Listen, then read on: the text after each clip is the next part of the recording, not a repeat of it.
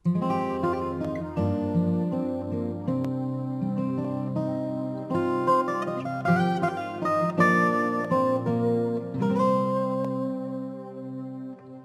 niyo po ba, every time ako naghahanda ng mensahe, ang isa sa palagi ko pong unang ginagawa ay magtanong sa Panginoon kung ano ang gusto niya na talakayin ko.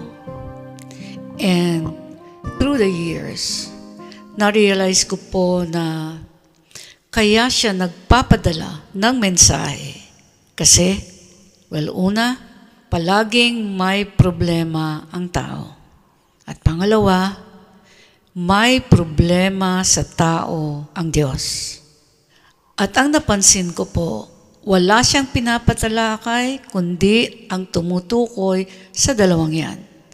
May problema ang tao at may problema sa tao ang Diyos na apektado pati kalagayan ng kanilang kaluluwa. At bilang isang mga hayag po na tinawag ng Diyos, kailangan kong sumunod kung ano ang gusto niya ipasabi mula sa salita niya. Ito po ang calling ko mula sa Panginoon. At ang first calling naman ng iba, basta tao, ay makinig at respetohin ang mga tunay na naghahayag ng salita ng Diyos. Sa pamamagitan ng pakikinig at pagsunod sa salita na sinalita na o una nang ipinahayag ng Diyos. Tandaan niyo po ito. Kaya may mensahero kasi may mensahe silang ihayag. Kaya mayroon pong mensahe ay para ma-solve ang pinakaugat. Again, para ma-solve ang pinakaugat na pinanggagalingan ng lahat ng problema. Problema na walang tunay na makakagaling kundi ang Diyos lamang.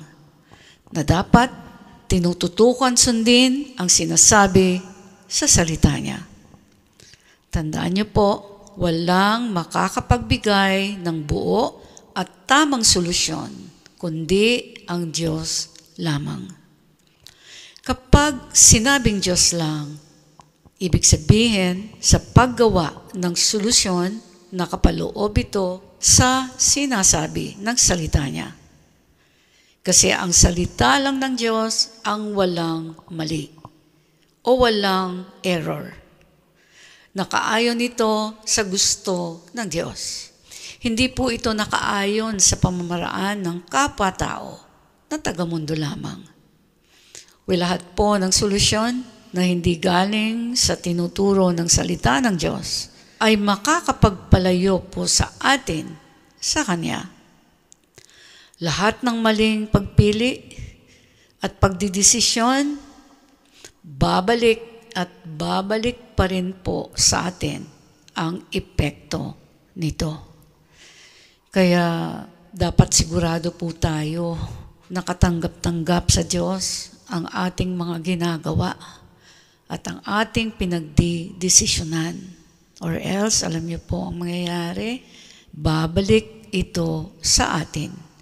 Kapag hindi patakaran ng Diyos ang ginamit nating solusyon sa paglutas ng anumang problema.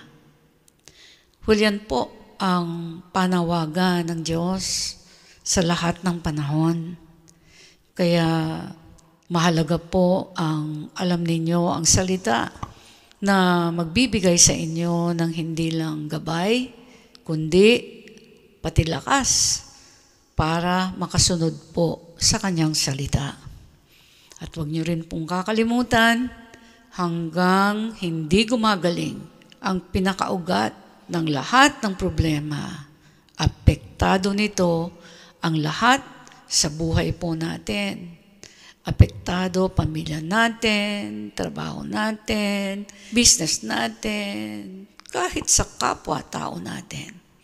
At higit sa lahat, yun pong tinatawag na eternal life po natin. So, ano nga ba ang pinakaugat o pinaka-importanteng una sa lahat? Walang sagot po ay ang Diyos ng langit at ng lupa. Nagpakilala siya sa pangalan na Jesus. Nagpakilala siya na siya lamang ang panggagalingan ng lahat ng pangangailangan natin sa lupa hanggang sa langit o hanggang makapasok sa langit. Wala na pong iba. Siya lang talaga. Siya lang ang panggagalingan ng buong katotohanan. At siya lang ang panggagalingan ng tamang daan na hindi ka maliligaw, ni hindi ka malilito. Well, siya lang din po ang tanging matatag na maaasahan sa anumang panahon, kahit panahon na hindi mo maintindihan, hanggang magpakailanman. Kaya kung gusto po natin ang buong package na yan, na siya lang po ang makakapagbigay, wala tayong ibang susundan na walang atrasan, kundi ang lahat lang ng sinabi na niya na gusto niyang sundin natin. Yan po ang dapat nating tutukan, anuman ang nangyayari sa ating buhay. Yan pong salita ng Diyos. Ano ang mga gusto ng Diyos? O diyan po ako tumutok. Kaya po naririnig ninyo ako ngayon.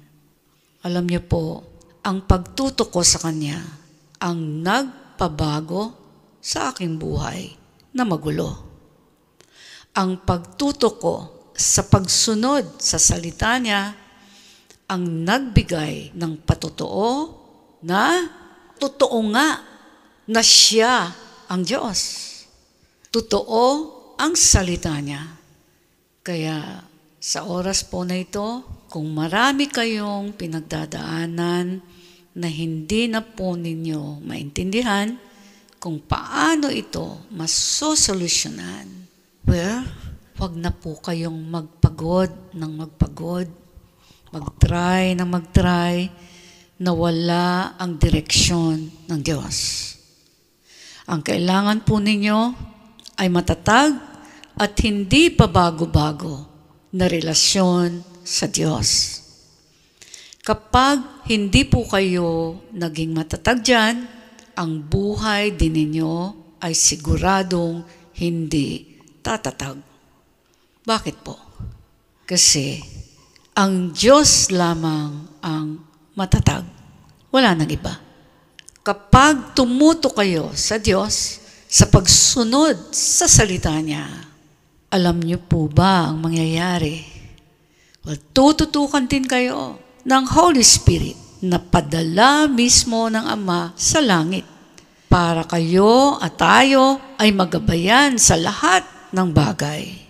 Kaya po tinawag siya ni Jesus na teacher at comforter natin. Kaya ang una rin na dapat niyo pong gawin ngayon, makinig po kayong mabuti, lalong-lalo na yung mga naguguluhan, hindi alam ang gagawin, makinig po kayong mabuti. Ito po ang una at dapat ninyong gawin ngayon. Lumapit po kayo sa Diyos ng mayroong pagpapakumbaba. Pangalawa, makipagkasundo po kayo sa Kanya. Pangatlo, humingi po kayo ng tawad sa mga nagawa o ginagawa ninyong kasalanan. Pang-apat, mangako po kayo na ito ay inyo ng tatalikuran. Pang-lima, sabihin po ninyo sa Panginoong Jesus, pinagsisisihan na ninyo ang lahat ng nagawa ninyong kasalanan na naghihiwalay sa inyo sa Diyos. Ang pang-anim, mangangako kayo na lalayo na kayo sa anumang uri ng kasalanan sapagkat tinatanggap ninyo si Jesus na tunay na Diyos na naghahari sa buhay po ninyo. At pangpito, makakaasa po kayo na ipapadala ng Ama sa inyo ang banal na Espiritu para kayo po ay maingatan, maturuan, para matutukan ninyo ang sarili po ninyo para makasunod sa lahat ng gusto ng Diyos. Well, at this point, tatapatin ko po kayo. Yan lamang po ang way para makipagkasundo sa Diyos sa pangalan ni Jesus. Wala na pong iba. Kapag hindi po siya ang nasusunod, may ibang anyong Diyos o uri ng Diyos ang sinusunod po ninyo. Kung hindi ninyo tututukan na sundin ang lahat ng pinag-uutos niyang sundin, ibig sabihin, hindi po siya ang tunay na Diyos ninyo. At kahit kailan, hindi po pumapayag ang Diyos na acceptable sa Kanya, na yung ibang utos niya na mahirap sa atin ay pwede natin hindi sundin. Hindi po. Wala siyang binigay na batas sa tao na pwede hindi sundin ang iba pang batas na mahirap. Wala po. Hindi niya pinapagamit ang grace niya, ang love niya, para maging okay lang sa Kanya na hindi sundin ang ilang batas niya kapag marami na o buhol-buhol na ang problema ng tao. Hindi po. Tandaan niyo po, kaya niya binigay ang grace niya ay para magkaroon pa tayong makasalanan na makapagsisi at tuluyang sumunod sa Kanya. So again, huwag niyo pong kakalimutan, hindi po siya papayag na hindi buo ang pagsunod sa Kanya. Kaya nga niya sinabi na, be perfect, for my Father in heaven is perfect. Well, parang sinasabi po niya dyan na dapat ninyong malaman at paghandaan kung gusto ninyong makapasok sa kaharian ng aking Ama. Parang yan po ang sinasabi niya. Aking Ama na perfect, dapat maging perfect din kayo. Hindi imposible yan. Kaya ang pinadala ko sa inyo ay ang banal na Espiritu para bigyan kayo ng kapangyarihan na makasunod perfectly sa aking mga inuutos.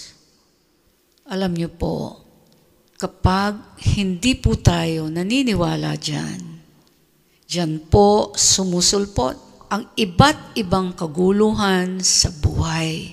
Kapag ang buhay na Diyos ay hindi natatrato ng buo sa mga salita at nakasulat na mga gusto niya, mga patakaran niya, mga isinabatas na niya.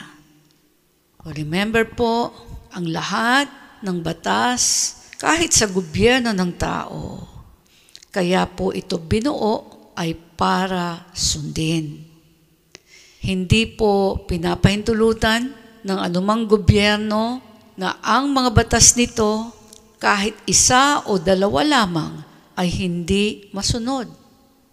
Kung batas pa lang sa lupa, tandaan niyo po ito, ganyan na kahigpit ang gobyerno. Hindi po ba lalo na ang sa Diyos o ang mga batas ng Diyos? Kaya ang Diyos po ay nagtatawag ngayon. Marami nang nakakalimutan at hindi minamahalaga ng mismong mga tao na pinag-alayan niya ng buhay niya sa cross, ang mga batas niya. Hulihan po ang unang-una na calling o pagkatawag ng Diyos sa ating lahat. Ang unahin siya, unahin pag-aralan at sundin ang salita niya, ang mga batas niya. O diyan po nakatutok ang mata ng Diyos, lalo na sa mga tumanggap na po sa Kanya bilang kanilang o ating Diyos, at hindi lang ating Diyos, kundi atin pang tagapagligtas. Tagapagligtas dito sa lupa para hindi po makorrupt ang ating flesh at ang ating espiritu. Kaya ang pinasasama ng Ama sa mga totoong nakikiisa sa gusto niya ay banal. To keep us intact. Saan po? Sa pamumuhay na malinis at banal. Kaya nga po ang sinabi niya, be holy, for I am holy. At tandaan niyo po, hindi tayo magiging holy kung hindi natin pine-perfect ang mga hindi pa perfect sa buhay natin. At pangunahin na sumisira sa tao ay ang gawa ng laman, imbes na gawa ng banal na espiritu.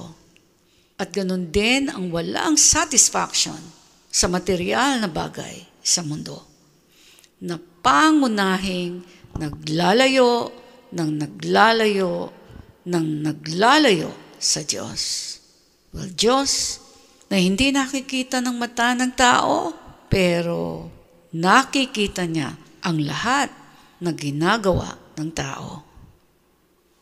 Well, ngayon po, pinapaalala niya sa mga nagsasabing mahal nila ang Diyos. Well, God is calling at pinapaalam niya na His body, His church, is hurting. Kapag tayo ay nagkakasala, siya ang unang nasasaktan. Bakit po? Sapagkat siya lang ang kaisa-isang Diyos na nag-alay ng kanyang buhay sa cross para lang po tayo matubos sa kamatayan o sa nakakamatay na kasalanan.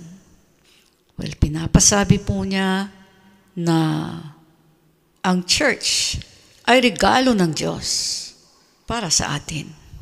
Una, para turuan po tayong maging katulad ng Panginoong Jesus. Pangalawa, para hindi po tayo madaya ng malupit na kaaway, si Satan. At pinapaulit-ulit po niya, nagtatawag ang Diyos sa nalilimutan na His body is the church. At ang sabi sa Ephesians 1 verses 22 to 23. And God placed all things under His feet and appointed Him to be head over everything for the church, which is His body, the fullness of Him who fills everything in every way. Sa Tagalog, ipinailalim ng Diyos kay Kristo ang lahat ng bagay at ginawa siyang pangulo ng lahat para sa ikabubuti ng iglesia.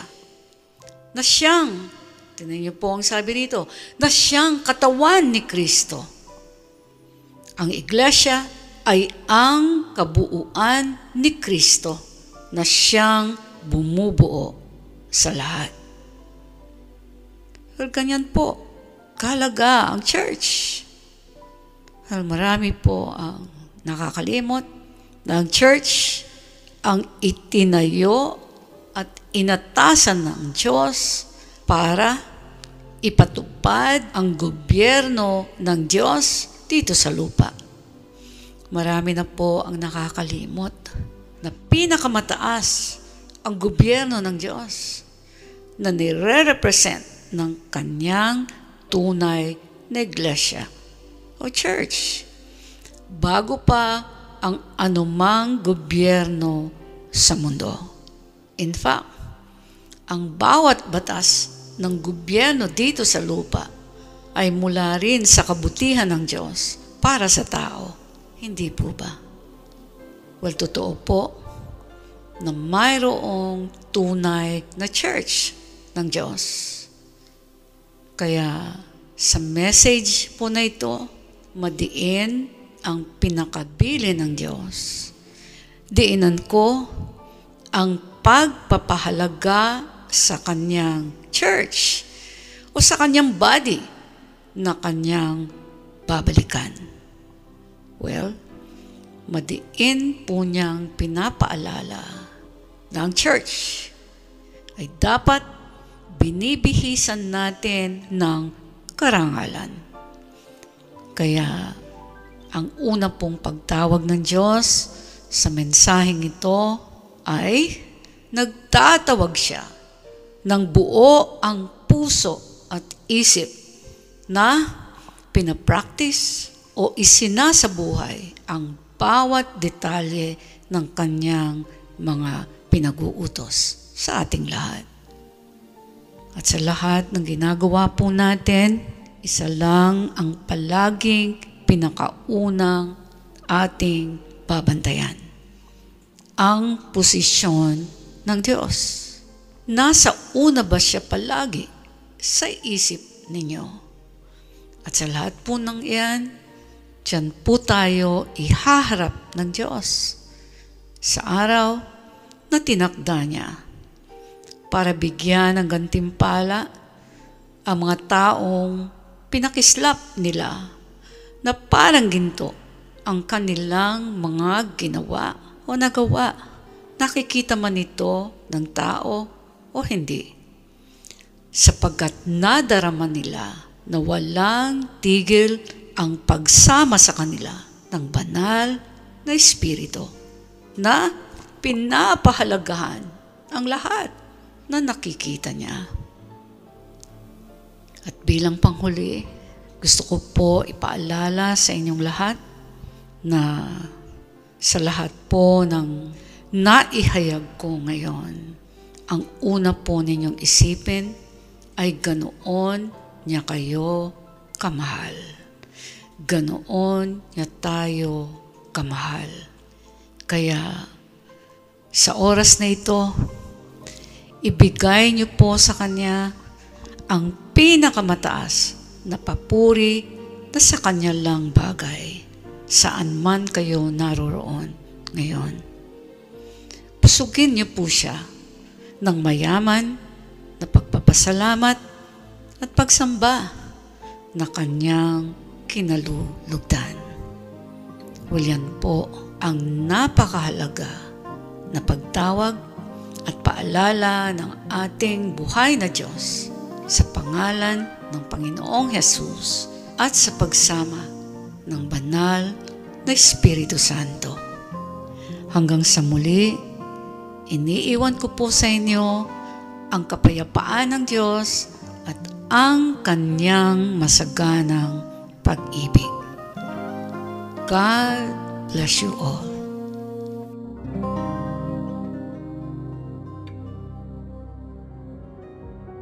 Hello and welcome to Trumps Go. Trumps Go is an acronym for the Rock of My Salvation Global Outreach that fits our purpose statement perfectly. To go into all the world and preach the good news to everyone. Matthew 28:19. Therefore, go and make disciples of all the nations. Founded by Pastora Emerita Barqueros in 2001, the Rock of My Salvation is the media ministry of the Church of Jesus the Sovereign Lord. You also may have heard of Trumps in our weekly radio program, DWIZ 882 kHz. We have always desired for more radio airtime and audience reach beyond the Philippines to preach the good news. Today, through Trumps Go, we practically have unlimited airtime and a global platform that can reach into all the world.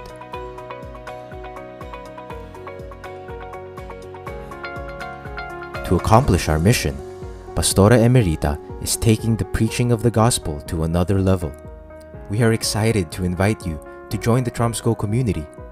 Once you become a member, here are some of the benefits and exclusive content that you will get to enjoy. Fresh visions and revelations about God's Word to Pastora Emerita. Receive your Now Word and make room for the life-changing presence of the Holy Spirit. Mentoring by Pastora Emerita. Master your walk with God, have your character and attitudes refined, and experience a 180-degree turnaround as you listen to never-before-aired preachings and insights released only to the community. Struggling to get through the week?